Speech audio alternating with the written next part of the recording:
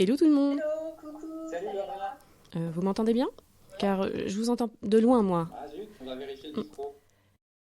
Cette scène, tous ceux qui pratiquent le télétravail l'ont déjà vécue au moins une fois. Car désormais courante, les réunions avec une partie des participants dans une salle et l'autre partie à distance sont souvent difficiles et inconfortables. C'est ça dans un autre format. Bah oui, c'est ça qu'il faut faire. T'en dis quoi toi Laura? J'ai du mal à suivre en fait. Louis Vareille, réuniologue, fondateur de l'École internationale de réuniologie, parle ainsi de réunions asymétriques. Comment les rééquilibrer? Comment gagner en efficacité? On en discute avec lui. Bienvenue dans SOS Réunion, le podcast Bruno qui vous aide à rendre les réunions plus organisées, plus efficaces, plus fun, plus mieux quoi. Moi, c'est Laura Gadouri et j'ai le plaisir de vous accompagner durant toute cette première saison. Bonjour Louis, contente de vous retrouver. Bonjour Laura. Tout d'abord, pour être sûr que l'on parle tous le même langage, qu'entendez-vous par réunion asymétrique? Alors, c'est une proposition que nous avons faite avec une experte américaine pour qualifier les réunions que d'autres appellent hybrides. En fait, l'idée, c'est que le monde du travail est devenu définitivement hybride, avec pour conséquence une multiplication des formats de réunion, les présentiels, les distanciels. Et avec d'un côté les réunions donc distancielles symétriques, comme celles que nous avons vécues durant ce que j'appelle moi le grand confinement, et des réunions asymétriques avec une partie des participants dans une salle et les autres dispersés à distance. En les qualifiant d'asymétriques, en fait, on met en avant le fait que leur animation est difficile avec des participants de première classe et des participants de deuxième classe. Un peu comme Thomas Pesquet dans sa station par exemple? Oui et non. Enfin, oui, car Thomas Pesquet, il est tout seul dans sa station et puis il y a beaucoup de monde au sol. Non, car dans son cas, c'est lui la star. Donc, et toute l'équipe de Kourou se met à son écoute. Et quand vous êtes à distance et que le reste de l'équipe est au siège, vous avez plutôt, vous, le sentiment d'être satellisé. Je crois qu'il nous est tous déjà arrivé de subir une réunion asymétrique. Soucis de connexion, de micros qui ne captent pas tout le monde, de prises de parole compliquées. Comment rendre la chose plus agréable et surtout plus efficace? Alors moi, je pense qu'il y a essentiellement deux éléments. Le premier que vous venez d'évoquer, avec la technologie, une technologie bien utilisée. Je suis parfois catastrophé de voir que des investissements lourds ont été faits et que leur usage est ridicule. Ça me fait penser, vous savez, à cette scène de Pretty Woman, la première scène, durant laquelle on voit Richard Gere incapable de passer la seconde sur sa Ferrari. Heureusement, dans ce cas-là, Julia Roberts est là pour prendre les choses en main. Mais le plus gros point, c'est l'obsession pour les distants. Mais concrètement, on fait comment? Alors moi, je parle des présents et des distants. Il y a une autre experte anglaise qui parle des roomies et des zoomies. Je trouve ça amusant. Mais en tout cas, vous devez être obsessionnel pour les distants.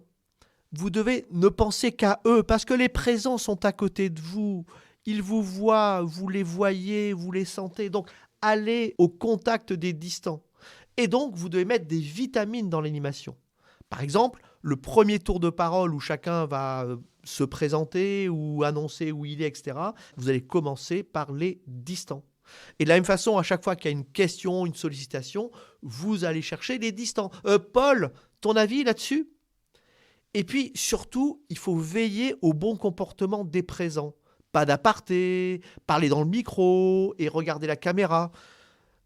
Dans une expérience précédente, j'animais beaucoup de conférences téléphoniques. Et en fait, pour les personnes qui étaient avec moi au siège, je leur disais « parle à la pieuvre ». Soyez intentionnellement en train de parler à la pieuvre et ne parlez pas aux gens qui sont dans la salle. Dans une visioconférence, c'est pareil. Parlez à Thomas Pesquet, parler aux gens qui sont loin. Et il peut même être intéressant de demander à quelqu'un de jouer un rôle, j'appelle ça le régulateur empathique ou bien d'ange gardien. Donc quelqu'un qui est dans la salle et qui est préoccupé par l'expérience que vivent les gens qui sont à distance. Et une personne qui va être autorisée pour réduire les apartés, pour rappeler qu'il faut parler à la caméra, et ainsi de suite. Cette personne va vraiment contribuer à ce que les participants de deuxième classe aient le sentiment d'être quand même considérés. Ok, donc une obsession pour les distants, des vitamines dans l'animation et un ange gardien. Oui. Une dernière astuce avec ça? Alors, tout à l'heure, on disait, on entend mal, il y a aussi la fameuse réunion asymétrique où à la fin, vous fermez la réunion, quelqu'un vous dit « Merci, t'étais là ?» Il y a quelque chose qui touche à la fin de la réunion. Quand la réunion est terminée, lorsqu'on a raccroché la visioconférence, les discussions doivent s'arrêter dans la salle. Rien de pire que d'avoir le sentiment que les discussions continuent et que des décisions seront prises sans nous. Vous allez recevoir le compte-rendu et vous trouvez une décision contraire à ce qui avait été discuté durant la réunion. Et là, vous dites, mais pourquoi ils m'ont fait venir ? Quand la réunion est terminée, les discussions doivent s'arrêter. Un grand merci Louis pour tous ces précieux conseils. En tant que télétravailleuse, je suis rassurée de voir que des solutions existent et des solutions simples en plus. Tout le plaisir est pour moi. Les réunions asymétriques sont là pour durer. Nous devons tous les apprivoiser. À vous qui nous écoutez, j'espère que cet épisode vous a plu et qu'il vous sera utile pour rendre vos réunions asymétriques plus agréables et plus efficaces. Pour aller plus loin, je vous recommande le livre de Louis Vareille, La réunionnite, ça suffit, disponible aux éditions Erol.